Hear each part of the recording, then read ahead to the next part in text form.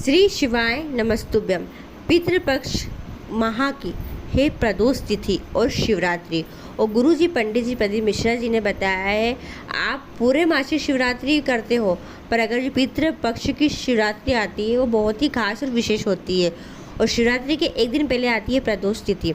ये दोनों तिथि बहुत ही खास और विशेष है और गुरु जी पंडित जी प्रदीप मिश्रा जी द्वारा बताए गए विशेष उपाय को कर आप अपनी मनोकामना को जल्दी पूरा कर सकते हैं। देखिए, पितृपक्ष में पितरों के लिए हम जितना कुछ करें यानी उतना ही कम होता है। जी हाँ, अगर आप पितरों को गया जी छोड़कर भी आ गए ना, तब भी आपको पितरों के समक्ष पितरों के कह सकते हैं कि पितरों के लिए कुछ विशेष निमित्त मात्र कुछ उपाय आपको करना ही चाहिए, ताकि आपकी सारी परेशानियां भी दूर हो जाए और आपके हर कार्य पूरे हो ही जाए। चलिए वीडियो शुरुआत करते हैं। स्वागत है मोदिती ऑफिशियल चैनल पर। अगर आप लोगों ने अभी तक चैनल को सब्सक्राइब नहीं कर रखा है तो प्लीज़ चैनल को सब्सक्राइब कीजिएगा और कमेंट में श्री शिवाय नमस्तुभ्यम हर हर महादेव अवश्य लिखिएगा। पहला उपाय, यह उपाय विशेष है मंगल विवाह के लिए। जी हाँ, गुरुजी ने कहा है आपने अभी तक जितने भी उपाय कर लिए विवाह के लिए वो सब ठीक है, पर श्राद्ध पक्ष में मंगल विवाह के लिए अगर आप ये उपाय कर लेते हैं तो अगर आपकी उम्र 30 वर्ष, 32 वर्ष, 34 वर्ष, 40 वर्ष भी हो गई है, विवाह के रिश्ते नहीं आ पा रहे हैं, तो एक बार यह उपाय आप श्राद्ध पक्ष की शिवरात्रि पर कीजिएगा। जी हाँ, ये जो शिवरात्रि है वो 30 सितंबर की है, सोमवार का भी दिन है और साथ में मासिक शिवरात्रि वो भी श्राद्ध पक्ष की है। करना क्या है, आपको लेना है बिल्कुल थोड़ा सा घी, और वो जो घी होना चाहिए वो गाय माता का ही घी होना चाहिए। जी हाँ, 1 चम्मच घी मिल जाए वो भी पर्याप्त रहेगा, पर घी गाय माता का होना चाहिए। दूध की डेयरी पर आपको मिल जाएगा आसानी से। करना क्या है, थोड़ा सा घी यानी 1 चम्मच घी और 1 लोटा जल ये लेकर आपको शिवालय जाना है और शिवालय पहुंचकर सबसे पहले उस घी से महादेव के शिवलिंग पर लेपन करना है।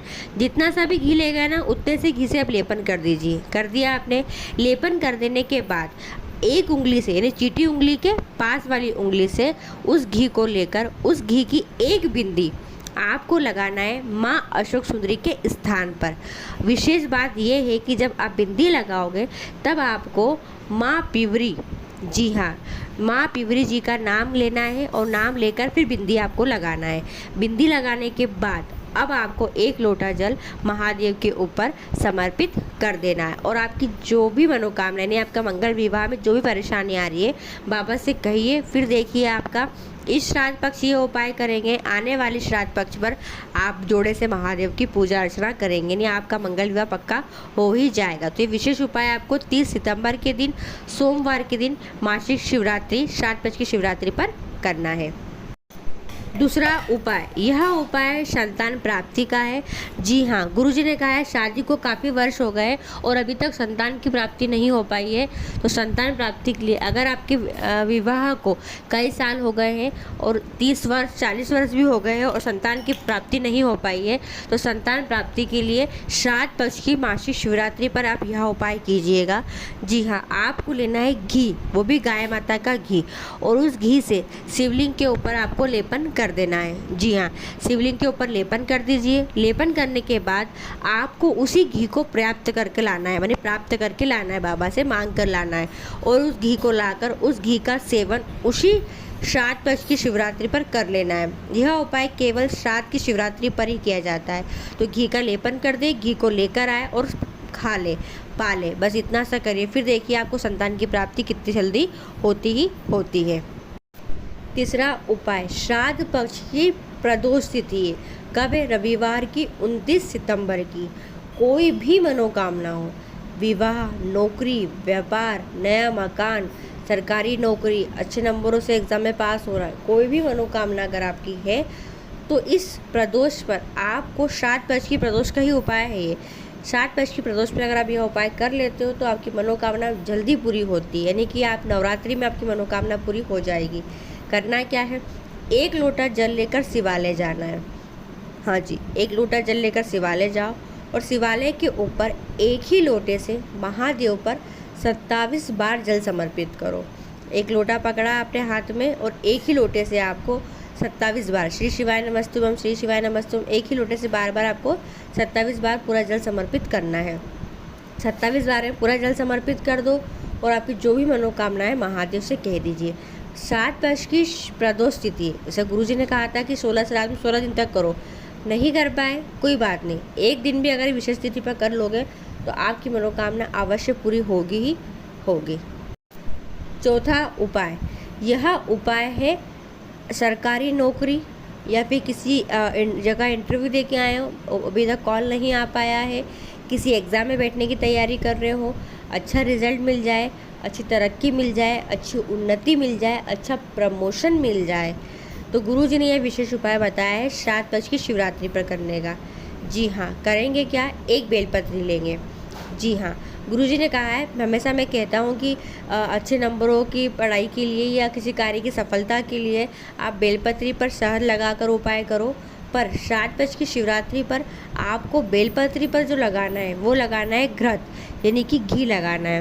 वो कहाँ लगाना है, ऊपर की पत्ती पर घी लगाकर इस बेलपत्री को आपको महादेव को शिवलिंग के ऊपर समर्पित करना है। और जब शिवलिंग पर समर्पित करोगे तो डंडी का जो भाग होगा वो जहाँ से जल बह के जाता है ना, उत्तर दिशा की ओर होगा।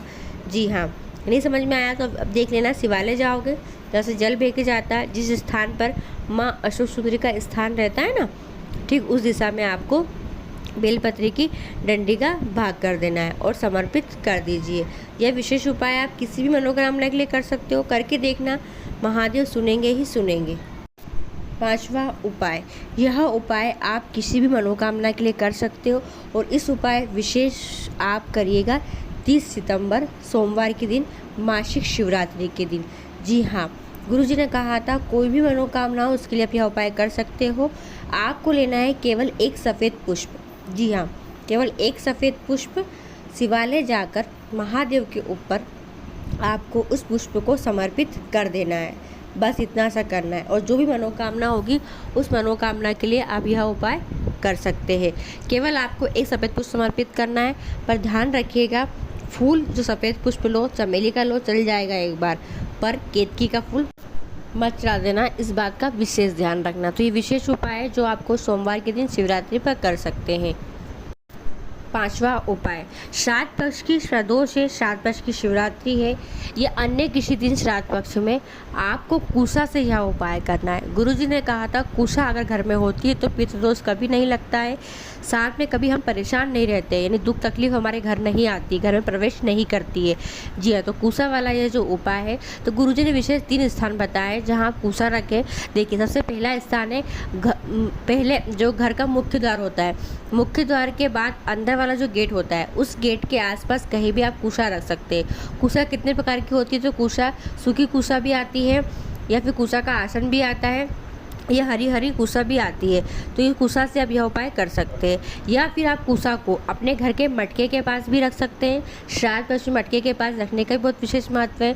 वहाँ रख कर भी आप जिस भी कामना से रखते हैं वो कामना आपकी पूरी होती है। और या फिर तीसरा स्थान गुरुजी ने बताया है कि जो कुशा होती है वो आप मंदिर में भी रख सकते हैं, यानी आपका घर का जो मंदिर हो जहाँ पूजा अर्चना करते हैं, पूजा पाठ करते हैं, वहाँ पर भी कुशा के आसन को आप रख सकते हैं। तो ये विशेष स्थान गुरुजी ने बताया है जहाँ केवल कुशा रखने मात्र से आपको पितृदोष का निवारण होगा और आपकी मनोकामना पूरी होगी ही होगी।